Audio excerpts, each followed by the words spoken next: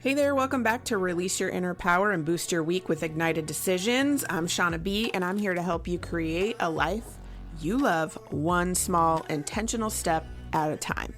Today, we're going to be talking about something I hear from so many moms out there. How do I find time for my activities, my hobbies, the things that I love doing without feeling the guilt or neglecting my kids or my family?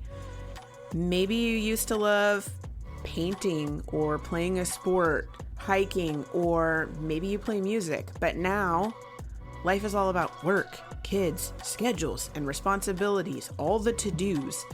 It can feel impossible sometimes to carve out time for yourself. But here's the truth. You deserve time for the things that bring you all of the happiness, and it's possible to do it without sacrificing that family time.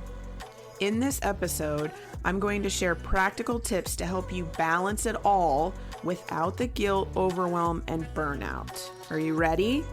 Let's dive in. One of the biggest hurdles is thinking that hobbies require hours of uninterrupted time.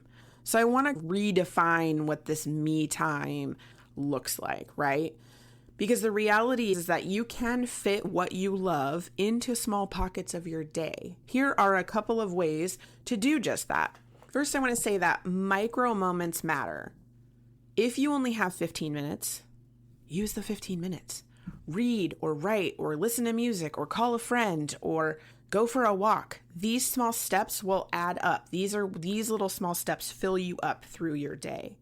Another one is blending in what you really love to do into your daily life. What are those hobbies? What are those things that you love to do? Is it listening to an audiobook while you're cooking or cleaning? I'm guilty of that. Is it practicing a language while driving? Is it maybe when you're in an appointment and you like to draw? Maybe you're doodling or sketching while you're waiting in your appointment, right? Taking those times that are already in your day and adding and blending in what you love will make that happen. Another one is letting go of perfection. You don't need to be like the perfect time or the perfect setup or the perfect moment or maybe even a huge block of time. Just start with what you have. If it's 10 minutes, great. Just start with what you have. Another way you could do it is by involving your family in what you love to do. Instead of separating family and hobbies, bring it together. Bring it together to utilize that time more.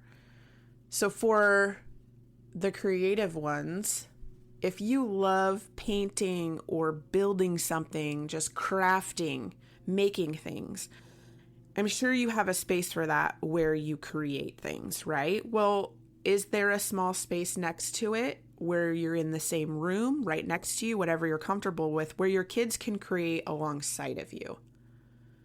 Maybe for our fitness ones, go on walks or smaller hikes or do little simple workouts at home that you can do with your family. Make it fun instead of a solo task. One of my kiddos really likes to play soccer, and I played a lot of soccer, and I would play soccer with him, and we would include the whole group of us of just playing soccer. That was a good way of getting in the fitness for the day, right? For people who like reading or learning and exercising their minds, you can have family quiet time where everyone reads or does whatever their independent activity is that they love so you can get your reading and learning time in.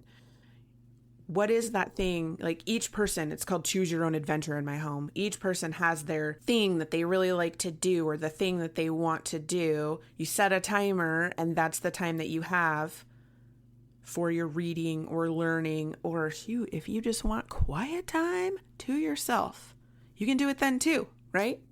Because when your family sees you enjoying that hobby, enjoying what you love doing, it teaches them the importance of adding it into their daily lives by watching you. Another thing is setting boundaries and communicating what your needs are, because your time matters. You wouldn't be canceling an important meeting or an important appointment or just any appointment for yourself. So don't cancel yourself. Don't cancel yourself. It's like, you hear it all the time, right? But until you actually do the thing, you're not going to feel how much better you actually feel. So schedule the time, schedule the me time, schedule the hobby time, schedule the do what you love time, choose your own adventure time, however you want to label it.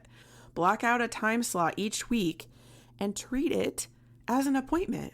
Treat it as a non-negotiable. Treat it as the have to do time. Communicate with your family. Let them know why this time is important. Now, for me, something I always say to my kids is something they really like to do is they go have a play date, and they'll have a play date with some friends. So a lot of times I'll say, you guys had a play date this week. Now it's mom's turn for a play date. Even if I'm doing something by myself and not necessarily with somebody else, then they see how we all get play dates, how we all utilize that time, right? You can also use the trade-off method. I love this. So swap responsibilities with your support system, whether it is other mamas out there, whether it's your family, whether it's your partner or your spouse. Like, I'll take the kids on Saturday morning, if you take them on Sunday morning, or maybe it's a morning afternoon switch, so you can go do this and then I can go, then I can take the time to do it. Or if it's one of your mom friends, they can go, can they go to your house for a play date one day, and then I can go do this, and then I'll take the kids for a play date, and then you can go do, whatever they want to do. So then you're helping another mama out, right? It's a win-win situation for both parties involved. That's one of my favorite things to do, because not only are the kids getting worn out, right? But then you're also helping out a friend to get their time in too. Another thing is that many women feel guilty for taking time for themselves. But here's the thing. Here's the truth. You are a better mom, partner, and person when you take care of yourself, when you fill yourself up. So you're not running from that empty tank. You're running from a full tank, right? Hobbies and doing things that you love reduce that stress, reduce all that anxiousness and the burnout, right? They make you feel more fulfilled, which brings in more of that happiness into all of your relationships with your kids, with your spouse, with your people, with your friends, with your family, all of that. Your kids benefit from seeing you prioritize taking care of yourself, and it teaches them to do the same when they grow up. You're passing that baton on to them, right? So instead of thinking, I shouldn't be doing this, let's stop shoulding all over ourselves, okay? Let's shift that thought to this makes me a happier person, which makes me a better mom, a better friend, a better partner.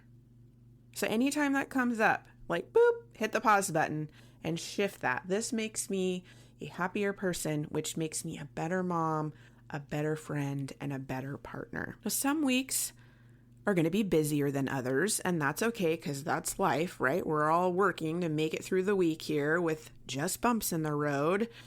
Instead of giving up, adjust to that, pivot to that, and keep going. It's okay. It's okay that it's busy. There's a possible little moment in there. If you can't do it for a full hour, just do it for 15 minutes. Or if your hobby or the thing that you really want or like to do isn't working with your current routine, is there a way that you can tweak it just a little bit? Like maybe wake up 15 minutes earlier, or switch to a different activity that might fit into this day, and that one can be for a less busier week, right? Give yourself some grace, because sometimes you're going to miss a week. Sometimes you're going to miss a day. And that's fine. Missing a week or a few days doesn't mean that you've totally failed and this isn't working and blah, blah, blah. It just means that you have to pick it back up when you can. It's about how you pick it back up. It's about getting back on. It's about doing the thing, getting back up. The key is progress and not perfection. Progress and not perfection. Let's recap a little bit because I threw a lot of things at you here. You don't need hours, just small moments that count.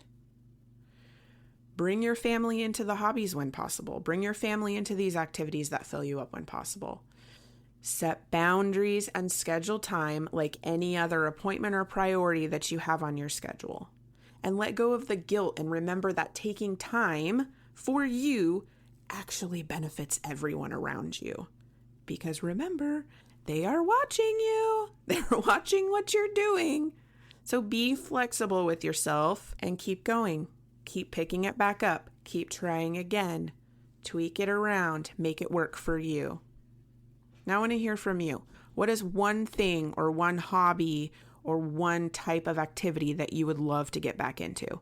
Send me a message or share in my community, Ignited Decision Makers on Facebook. I would love to support you. So until next time, take care of yourself, lady. You deserve it.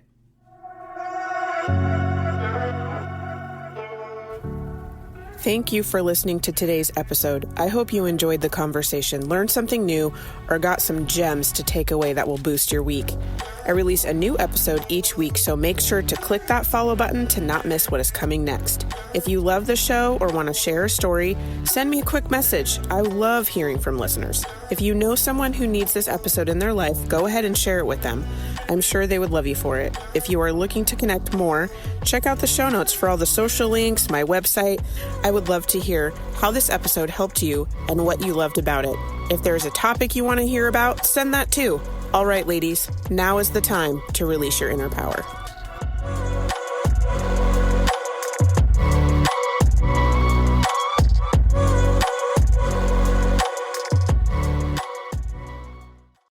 If you're ready to break free from burnout and create a life that actually feels good, I've got you covered.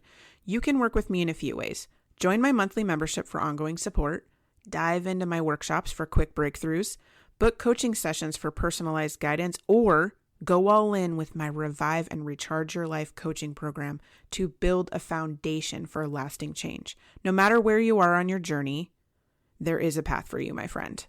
Let's get started. DM me or check the link in the show notes to get more information.